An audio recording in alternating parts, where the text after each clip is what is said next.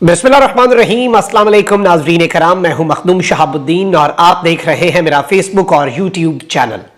उम्मीद करता हूं आप सब लोग बखैर वाफियत होंगे और जहां भी होंगे अपने अहले खाना समेत खुश भी होंगे और महफूज भी। नाज़रीन कराम, इस वक्त पाकिस्तान की सियासत में बहुत कुछ चल रहा है, बल्कि अगर यह कहा जाए कि इस वक्त पाकिस्तान की सियासत एक ऐसे दौराहे पर है जिसमें एक जानिब तो आपको लग रहा होगा कि पाकिस्तान में पॉलिटिकल प्रोसेस जो है वो बहुत तेजी से आगे बढ़ रहा है और अब शायद पाकिस्तान के अंदर जो पावर डायनेमिक्स है, असल वाले पावर डायनेमिक्स नहीं, वो तो कहीं और लाई करती है पावर, लेकिन जो पाकिस्तान के पॉलिटिकल स्फेयर के डायनेमिक्स हैं वो बदल रहे हैं। नई पार्टियां बन रही हैं, नए ग्रुप्स बन रहे हैं, नई अलायंसेस बन रही हैं, इधर उधर अखाड़ पिछाड़ हो रही है और शफलिंग हो रही है, बंदे इधर उधर लगाए जा रहे हैं, फील्डिंग सेट की जा रही है। लेकिन हकीकी मानों में तो पाकिस्तान का जो सियासी एक पूरा आप कह लें कि प्रोसेस है, पॉलिटिकल प्रोसेस, वो खत्म किया जा रहा है। लेकिन इस सब के अंदर दो तीन और बड़ी डेवलपमेंट्स हैं जो आपके सामने रखनी है। एक जानिब तो इमरान खान से पहले जनरल फैज हमीद की गिरफ्तारी जो है उसकी बाज़ाब्ता तौर पर आवाज जो है वो लगा दी गई है और इस मर्तबा जो एक नया प्रोपेगेंडा लॉन्च हुआ है, प्रोपेगेंडा है या हकीकत है या फिर एक चुटकुला है, लेकिन ये चुटकुला जो है ये इतना लाइटली नहीं लिया जा सकता। इस सब के अंदर इमरान खान और जनरल फैज हमीद पर जो इल्जाम है वो बहुत संगीन है और वो इल्जाम है अपने सियासी मुखालफीन को रास्ते से हटाने का, और ना सिर्फ अपने सियासी मुखालिफीन बल्कि अपने ही लोगों को रास्ते से हटा के इनकलाब की बुनियाद डालने का। अब ये बड़ी अलार्मिंग सी चीज लग रही होगी, लेकिन इस हवाले से अब बाज़ाब्ता तौर पर जो बातचीत है वो शुरू हो चुकी है।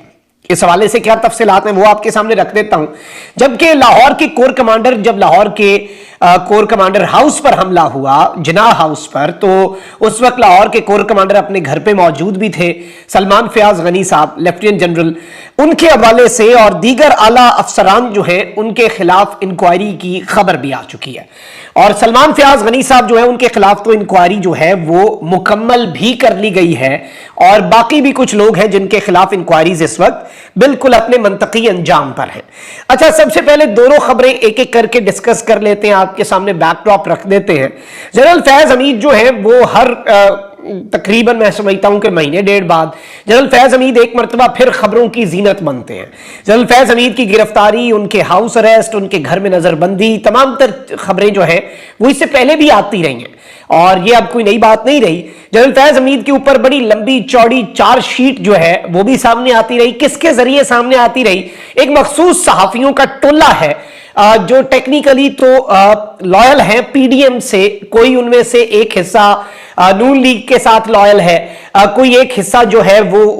पीपल्स पार्टी के साथ लॉयल है, लेकिन अब वो डी फैक्टो पाकिस्तान की जो एस्टैब्लिशमेंट है उसके साथ भी अपनी लॉयल्टी जो है वो दिखाते रहते हैं, साबित करते रहते हैं। लेकिन अल्टीमेटली मेरी राय यह है कि वो पाकिस्तान की एस्टैब्लिशमेंट के साथ वो साफियों का टोला लॉयल नहीं है, वो अपने अपने पॉलिटिकल मास्टर्स के साथ लॉयल हैं और फिलहाल उनके पॉलिटिकल मास्टर्स को ये सूट करता है बयानिया और वो बड़ी जल्दी वो भी बन जाते हैं एंटी एस्टैब्लिशमेंट, एक मिनट में बन जाते हैं। अभी जरा आप देखिएगा मरियम नवाज ने जब, क्योंकि ये चीज प्रूव हो चुकी हुई है, हिस्टोरिक आप फैक्ट सारे निकाल के देख लें कि शरीफ फैमिली जो है अगर आप उसे देखें तो वो जब जरूरत होती है तो वो पांव पकड़ते हैं, जब जरूरत पूरी हो जाती है गला पकड़ते हैं। गला तो इन्होंने पकड़ना है एस्टैब्लिशमेंट का। चलिए ये डिबेट कहीं और निकल जाएगी, लेकिन उन साफियों के जरिए जनरल फैज हमीद पर इससे पहले एक बहुत बड़ी लंबी चौड़ी चार्जशीट जो है करप्शन की, इस्लामाबाद की सोसाइटी हो जाए, केपी के अंदर दहशतगर्दी के जरिए लोगों को अगवा करके वहां से पैसे तावान इधर उधर, कराची के अंदर लोगों को उठा के बिजनेसमैन उनसे अपना शेयर, अपना कट, इदारे का नहीं अपना, एक पूरा जाल जो है ना पूरा जनरल फैज हमीद के खिलाफ इससे पहले भी सामने आया कि एक पूरा जनरल फैज हमीद का नेटवर्क था करप्शन का। अब यहां पर एक और साफी है, उन्होंने यह दावा किया है कि जी जनरल फैज और इमरान खान के गठजोड़ के सबूत जो हैं वो हसास इदारों को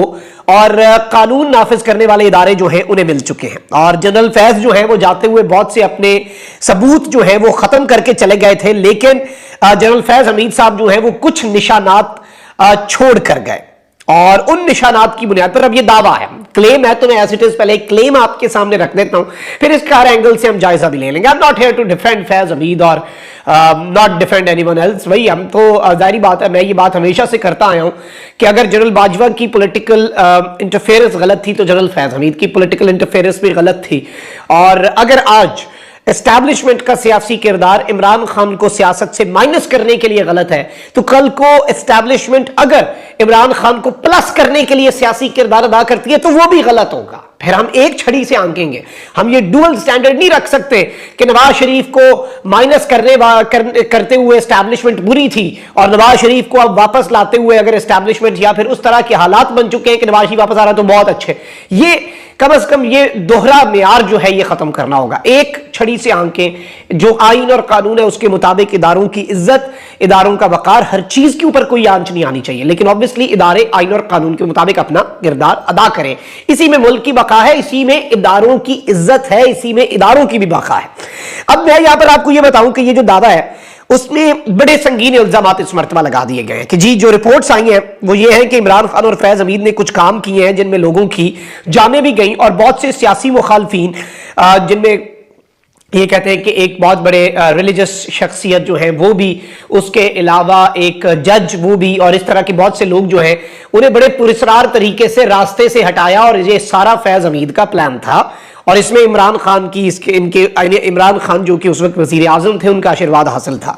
अब यहां पर ये कह रहे हैं कि जी एक और दावा भी है कि 2 लोगों को मारने में ये कामयाब नहीं हो सके थे और अटेम्प्ट्स जो है वो इनके नाकाम हुए थे, ये कोशिशें नाकाम हुई थी, यानी कि हामिद मीर और मरियम नवाज शरीफ साहिबा। अलबत्ता इनके कुछ अटेम्प्ट्स जो है वो कामयाब भी हुए। अब इस सब के अंदर ये कह रहे हैं कि ये रिपोर्ट्स तो सामने आई हैं और मजीद सामने लाई भी जाएंगी, लेकिन इस तरह की रिपोर्ट्स बहुत सी इदारों के अंदर तक रह जाती हैं, कोर्ट ऑफ लॉ जो है वहां पर नहीं आ पाती। लेकिन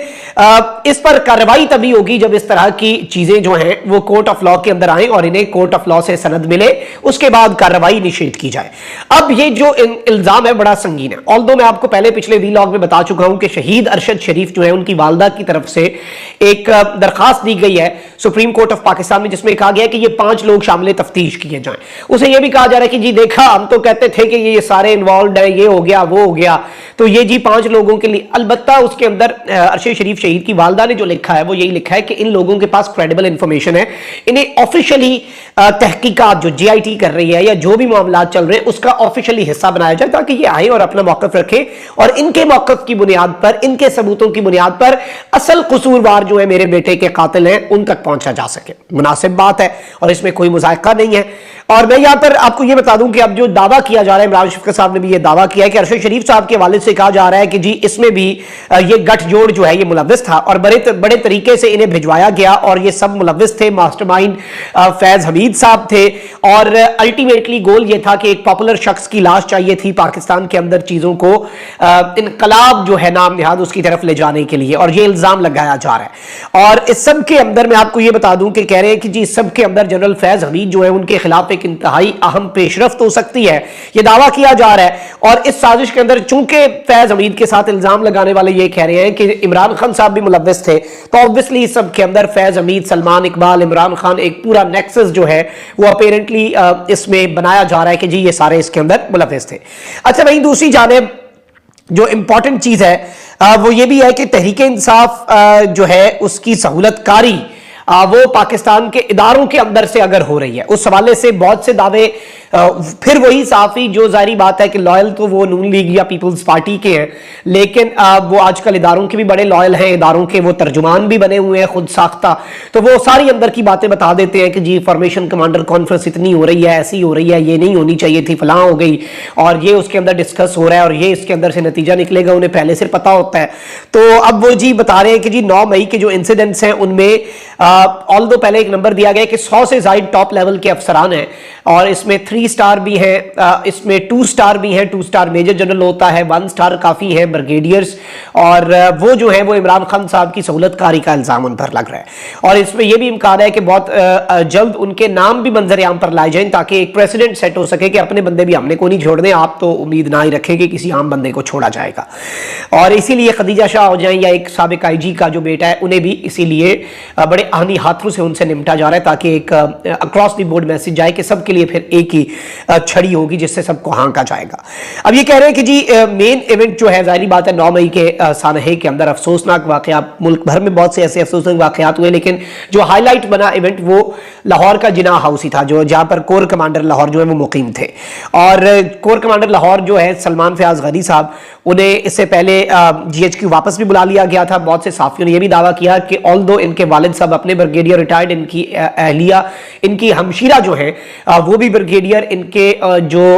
वो हैं हमशीरा के खावंद हैं वो भी लेफ्टिनेंट जनरल, लेकिन एक सर्विंग लेफ्टिनेंट जनरल का उनके अपनी फैमिली से भी राब्ता नहीं, मतलब ऑब्वियसली ये एक बड़ी बात थी। अब ये कह रहे हैं कि जी मज़ाहमत क्यों नहीं हुई, मज़ाहमत क्यों नहीं की गई, यानी कि सहूलतकारी का इल्ज़ाम है और ये मुलव्विस थे। और अब ये दावा आ रहा है कि जी कोर कमांडर लाहौर जो थे सलमान फयाज गनी साहब, जिनके बजाय फिर बाद में चेंज करके एक नए कोर कमांडर लाहौर लगा दिए गए, जो हैवी इंडस्ट्रीज को देख रहे थे जनरल साहब, और सलमान फयाज गनी साहब को कोई और ओहदा नहीं दिया गया, तो उनके खिलाफ एक इंक्वायरी इनिशिएट की गई थी जो कि मुकम्मल हो चुकी है। और इनके नीचे 4-5 बड़े ऑफिसर्स जो थे, जो मेन चीदा क्रीम होती है मेन एक कोर की, उन ऑफिसर्स के खिलाफ भी इंक्वायरी चल रही है। और सलमान फयाज साहब जो है उन्हें इस इंक्वायरी के अंदर अपनी स्टेटमेंट्स जो है वो देने का मौका दिया गया। ये इस वक्त बातें सामने आ रही हैं और जाहिर बात है कि अगर इस सब के अंदर बाकियों की जो इंक्वायरीज हैं जैसी वो मुकम्मल होंगी, उसके बाद इन इंक्वायरीज का फैसला सुनाया जाएगा, जिसके बाद बात जो है वो कोर्ट मार्शल तक जा सकती है। और कोर्ट मार्शल के अंदर ऑब्वियसली फिर से एक मरतबा इन्हें अपने दिफा जो है उसका मौका दिया जाएगा। तो ये सारी चीजें हैं और ये बैकड्रॉप पे बहुत कुछ चल रहा है और आने वाले दिनों में आप मजीद इसके अंदर अपडेट्स देखेंगे। और ये भी हो सकता है कि बहुत से नाम भी सामने लाए जाएं कि ये बंदे 9 मई के इंसिडेंट्स के अंदर, और उस हिसाब से बेजारी बात है कसूर देखे जाएंगे कि किसका कोर्ट मार्शल करना है, किसे सजा देनी है, किसे सिर्फ जबरी रिटायर करना है, किसे उसके ओहदे से डिमोट कर देना है कि कर्नल है तो मेजर कर दो और ब्रिगेडियर है तो कर्नल कर दो, मतलब जो भी है, जिस तरह की भी चीजें, कर्नल से लेफ्टिनेंट कर्नल कर दो, जो भी है। तो उस तरह की चीजें भी इस वक्त डिस्कस हो रही हैं और ये सारी की सारी बातें जो है ऑलरेडी मार्केट के अंदर चल रही हैं, गर्दिश कर रही हैं। और जब ये बातें गर्दिश कर रही होती हैं और जिस तरह के दावे, जिस तरह मैंने बताया कि बहुत से साफी है सब कुछ कोट कर रहे हैं, तो ये एक बड़ी इंपॉर्टेंट चीज थी जो आपके सामने रखना बहुत जरूरी थी। अपना बहुत ख्याल रखें। अल्लाह निगहबान पाकिस्तान।